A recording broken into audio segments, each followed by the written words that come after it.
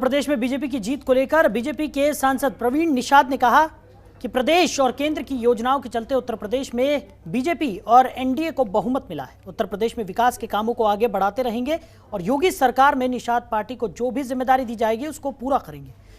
इन्हीं सब बातों को लेकर बीजेपी सांसद प्रवीण निषाद से खास बातचीत की हमारे संवाददाता रामानुज भट्ट ने। उन्होंने क्या कुछ कहा वो भी सुनिए। साथ मौजूद हैं संत कबीर नगर से सांसद प्रवीण निषाद जी, और जिस तरीके का माहौल रहा, क्योंकि परिवार की जो पूरी पार्टी थी वो कहीं ना कहीं अच्छा परफॉर्म करी उत्तर प्रदेश के विधानसभा चुनाव में। उनसे बात करते हैं। आप भाजपा से सांसद, परिवार के लोग जो है निषाद पार्टी से विधायक, किस तरीके से देखते हैं? क्या लग रहा है कि धीरे धीरे माहौल बदल रहा है उत्तर प्रदेश? एकदम निश्चित तौर पर उत्तर प्रदेश का माहौल पूरी तरह से बदला हुआ। उस बदलाव का आपने नतीजा देखा होगा कि पूर्ण बहुमत की सरकार भारतीय जनता पार्टी की बनी।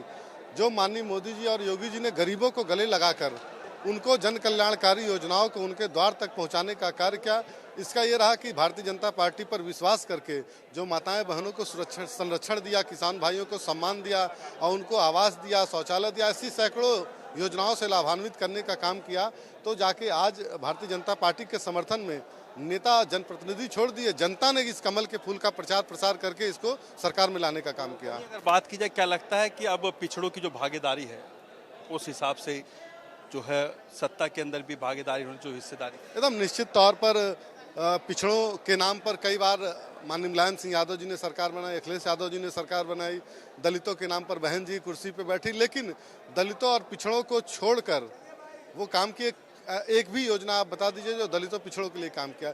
ये जो उपेक्षित जातियां थी उनको माननीय मोदी जी ने अपने साथ, अपने इस विकास की मुख्य धारा के साथ जोड़कर आगे बढ़ने का काम किया। और निश्चित तौर पर आज जो सम्मान भारतीय जनता पार्टी ने निषाद समुदाय को दिया, राजभर समुदाय को दिया, पटेल समुदाय, ऐसी तमाम सैकड़ों पिछड़ी जातियां हैं जिनको सच सम्मान भारतीय जनता पार्टी में मिला है। कहीं न कहीं किसी पद पे है, किसी संगठन के पद पे हैं, जनप्रतिनिधि हैं, ये सारे लोग मिलकर भारतीय जनता पार्टी की विचारधारा को मजबूत करने का काम कर रहे हैं। डॉक्टर संजय निषाद की अगर बात की जाए तो जिस समाज को लेकर जिस सर्टिफिकेट की बात हो रही थी कि अगली बार उस सर्टिफिकेट पे आएंगे, चुनाव लड़ेंगे, आप सांसद हैं, भारतीय जनता पार्टी के सांसद हैं, इससे पहले निषाद पार्टी से आगे बढ़े, क्या लगता है ये बात आगे सदन तक पहुंचेगी? क्योंकि सदन में सबसे ज़्यादा जो है केंद्र के अंदर सबसे बड़ी समस्या होती है इन सब मामले के अंदर। नहीं, कोई इसमें कमी नहीं रह गई है। आरक्षण के मुद्दे को माननीय अमित शाह जी ने खुद हैंडल कर रहे हैं, और जितनी विसंगतियां थी, क्योंकि 70 साल से लोगों ने हमारे नाम को पिछड़ी जाति में डाला, अनुसूचित जाति में डाला, अनुसूचित जनजाति में डाला, घुमंतु जाति में डाला, मतलब इतने जगहों पर उस नाम को डाकी वो विवादित हो गया था। उन सारी चीज़ों को माननीय अमित शाह जी ने दुरुस्त कर दिया। और निश्चित ही जो वादा माननीय अमित शाह जी ने हमसे कहा है और पिताजी से कहा है कि आने वाले जो समय है 2023 से पहले हम निषादों को आरक्षण दे देंगे, इसी समय हो गया होता। लेकिन उत्तर प्रदेश का एक बहुत बड़ा चुनाव चल रहा था,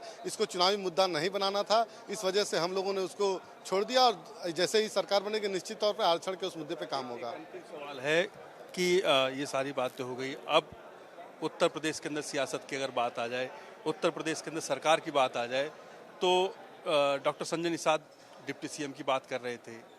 क्या लग रहा है इस बार डिप्टी सीएम, कैबिनेट मंत्री, राज्य मंत्री किस दर्जे पे जो है मिलेगा?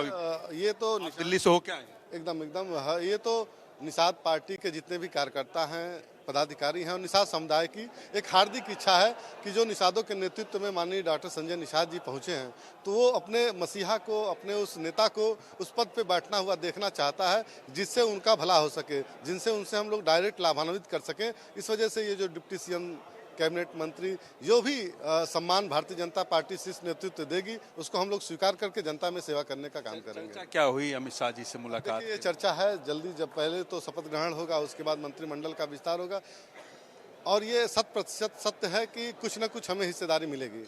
बात तो ये थे प्रवीण निषाद जी ने साफ तौर पर बोला कि उत्तर प्रदेश के अंदर निषाद पार्टी को बड़ी हिस्सेदारी और जिम्मेदारी इस सरकार के अंदर मिलने जा रही है।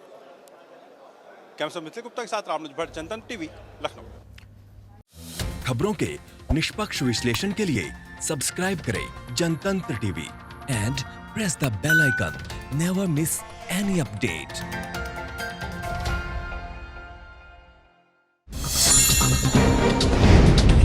डाउनलोड कीजिए जनतंत्र टीवी ऐप को, जो कि अवेलेबल है गूगल प्ले और ऐप स्टोर पर। अधिक जानकारी के लिए अभी डाउनलोड करें।